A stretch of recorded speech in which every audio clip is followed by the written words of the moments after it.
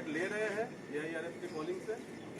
और इसमें दोनों यूनियन एक्चुअली जो AIRF ने जो ये कमेटी बिठाई JFR OPS 70 साल लीगल का उम्र होता है। 40 जब ये हो जाता है तो इसकी जो चोंच है ये बेंड हो जाती है आगे से। शिकार कर करके शिकार नहीं कर पाता। इसके जो पंख है जिससे उड़ता है वो इतने भारी हो जाते हैं कि वो छाती से चिपक जाते हैं, इसको उड़ने में तकलीफ होती है। इसके जो पैर हैं जिससे झपटा मारता है वो नाखून टेढ़े हो जाते हैं। अब इसके पास चॉइस है कि 40 साल के बाद मर जाए क्योंकि उड़ सकता नहीं है, शिकार कर नहीं सकता, पंख भारी हो गए, उड़ना दिक्कत, शिकार पकड़ नहीं सकता क्योंकि पैर के नाखून खराब हो गए, और पकड़ भी ले तो चोंच से उसको मार नहीं सकता। अब इसके पास चॉइस है 40 साल में क्या वो मर जाए। लेकिन मैं आपको बताना चाहूंगा प्रकृति सिखाती है कि ईगल ऐसा नहीं करता। 40 साल की उम्र में ईगल अपने एरिया की सबसे ऊंची चोटी पे चला जाता है और जो चोंच है उसको सामने वाले पत्थर पे मारना चालू करता है। जब चोंच पत्थर पे मारी जाती है तो पीड़ा होती हो और वो पीड़ा सहता है। मार मार के पत्थर पे मार के खून निकलता है, लहूलुहान हो जाता है, दर्द से मर रहा होता है, लेकिन मारता रहता है और चोंच को तोड़ देता है। सेम कहानी है, जो पैर के नाखून रहते हैं उसको रगड़ता है शिला के ऊपर, रगड़ के तोड़ देता है उसको। लेकिन हर ईगल की जिंदगी में ऐसा दिन आता है 40 साल, जैसे ही चोंच निकलती है फिर वो उस चोंच से अपने परों को तोड़ता है, अपने जिस्म से अपना ही पर उखाड़ता है क्योंकि वो पर उसके उड़ने के लायक नहीं रहे। लेकिन इस प्रोसेस से हर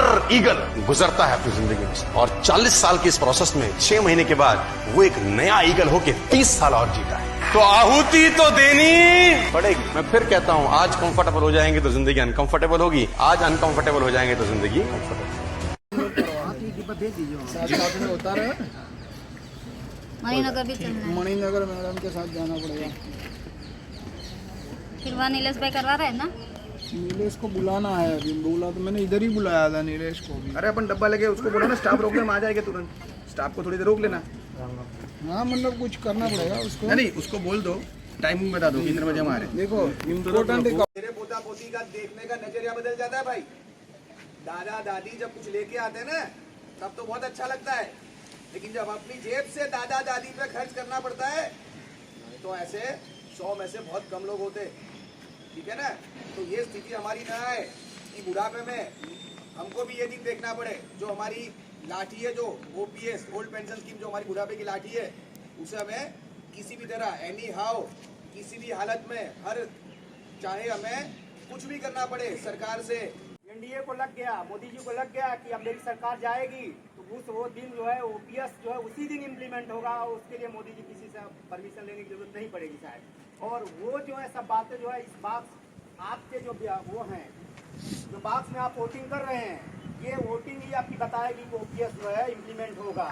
यदि इसके बावजूद भी जो है मानते नहीं है, अगर चुनावी घोषणा पत्र में नहीं आता है तो इससे भी बड़े आंदोलन हम करेंगे। लेकिन ओल्ड पेंशन स्कीम लेके रहेंगे, जैसे आज UPA बोल रही ओल्ड पेंशन स्कीम देंगे, एक न एक दिन हम मजबूर करेंगे कि एनडीए को ओल्ड पेंशन स्कीम देने के लिए।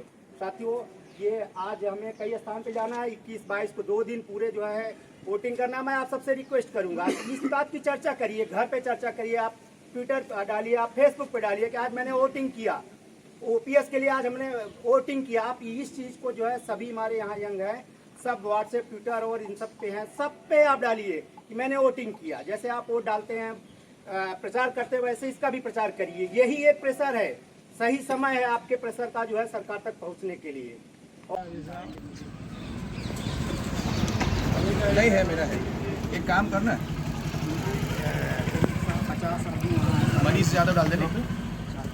COS इधर ही रख दो, मास्टर साइन बुकलेट लेके भेजते हैं साथ साथ। वो नहीं है, लिस्ट नहीं है, लिस्ट निकाल, प्रिंट निकाल दो। ये मास्टर मत रखो इधर, मास्टर भैया इधर उधर वो करो ना, लिस्ट प्रिंट निकाल दो। साइन किया भैया को एकत्रित किया है, जिसमें रेलवे से मजदूर संघ है, शिक्षा के है, आपके पैरामिलिट्री फोर्स के है, LIC के यूनियन है, रिक्शा वाले के यूनियन है, सभी यूनियन इसमें सम्मिलित है। और पूरे साल ये आंदोलन चला और अभी आप लोग सीक्रेट बैलेट दे रहे हैं, आगे देखते हैं क्या होता है। आप सभी का साथ से ही यूनियन आगे बढ़ सकता है, क्योंकि आप अगर नहीं होंगे तो यूनियन कुछ भी नहीं। हम 4 आदमी खड़े होंगे, जब आप लोग हमारे पीछे हैं तभी यूनियन की ताकत बढ़ता है, और उस ताकत के बल पे ही हम आगे कोई भी कदम उठाते हैं। तो ज़्यादा समय ना लेंगे, मैं सबको बोलूँगा आगे कोशिश करें। सबसे निवेदन है, साथी संजय, साथी साहू जी वाले इलेक्शन में भी हम इलेक्शन में क्या करेंगे? मैं किसी कांग्रेस बीजेपी आपकी बात नहीं कर रहा हूँ, हम किसको सपोर्ट करेंगे? बिल्कुल, जो ओपीएस की बात करेगा वही देश पे राज करेगा, कि चाहे कोई भी सरकार हो। मैं किसी बीजेपी कांग्रेस आपकी बात नहीं करता हूँ, जो हमें सपोर्ट करेगा सरकारी कर्मचारी, ठीक है ना, जो हमारी ओपीएस लाएगा हम उसको वोट देंगे, तो हमें वो ताकत दिखानी है। तो बाकी जो ओपीएस अभी मिल रही है वैसी ही ओपीएस नए कर्मचारियों के लिए पूरी, मतलब कहीं पे कहीं समझौता नहीं, कोई 30-40% नहीं, हमें पूरी पेंशन जो ओपीएस अभी जो मिल रही है वैसी ही ओपीएस नए कर्मचारियों को मिले। वैसे तो घनश्याम यादव साहब है, आपको विस्तार से बताएंगे। थोड़ा सा अपन वार्म अप हो जाते हैं, अभी आप लोग डीआरएम कप खेल के आए हो, आप लोग मैच खेलने से पहले थोड़ा वार्म अप होते हैं ना, थोड़ा सा नारेबाजी करके थोड़ा सा अपने आप को थोड़ा सा वार्म अप कर लो, ठीक है? ये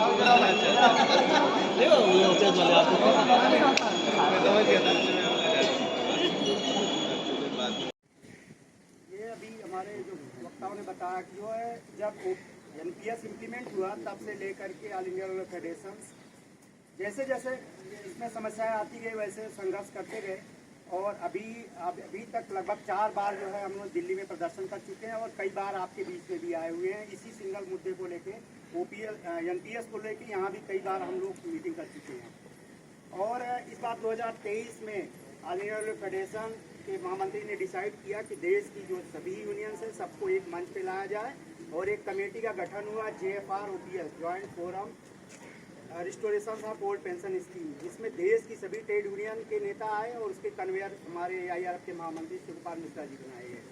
और उस 21 जनवरी को जो मीटिंग हुई थी वहाँ डिसाइड हुआ हर 21 जनवरी को कोई न कोई हम प्रोग्राम करते रहेंगे, और हुआ भी प्रोग्राम। कभी हम कलेक्टर को मेमोरेंडम दिए, कभी जुलूस निकाले, कभी जो है डिमोन्स्ट्रेशन किए, कभी जो है गवर्नर के मेमोरेंडम दिया गया, और अभी इस 21 तारीख को भी आपके बीच में है।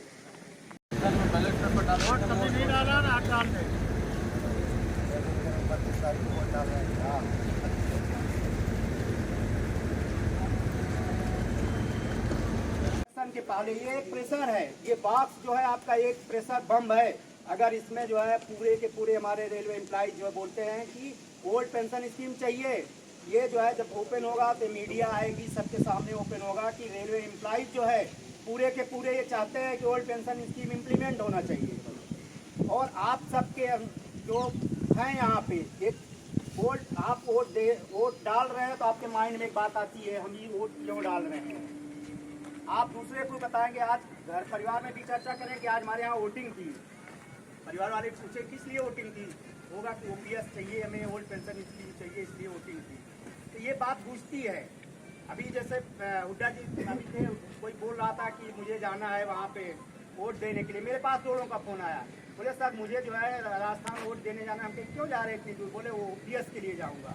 तो क्योंकि कांग्रेस बोले कांग्रेस को वोट देना है, ओपीएस को के लिए वोट देने जाना है, मुझे किसी के लिए नहीं, केवल ओपीएस के लिए जाना है। तो जो ओपीएस की बात करेगा वही देश पे राज करेगा, जो ओपीएस की बात करेगा वही देश पे राज करेगा, जो ओपीएस की बात करेगा वही देश पे राज करेगा।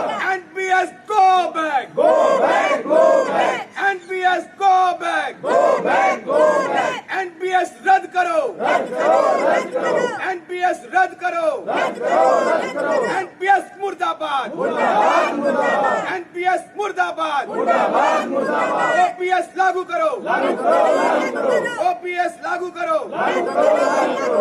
धन्यवाद सर। 30-35 साल के लिए सर्विस करने के बाद भी उनको ओपीएस नहीं, तो ऐसा भेदभाव क्यों भारत सरकार द्वारा? भारत सरकार से निवेदन करता हूँ फिर से ओपीएस चालू किया जाए, इसमें हमारे सभी रेलवे एम्प्लॉय, सेंट्रल रेलवे जितने भी कर्मचारी वो बढ़ चढ़ कर मतदान करें, और 2024 में ओपीएस के ऊपर बटन दबाए जिससे सरकार के कानों तक आवाज़ पहुँचे।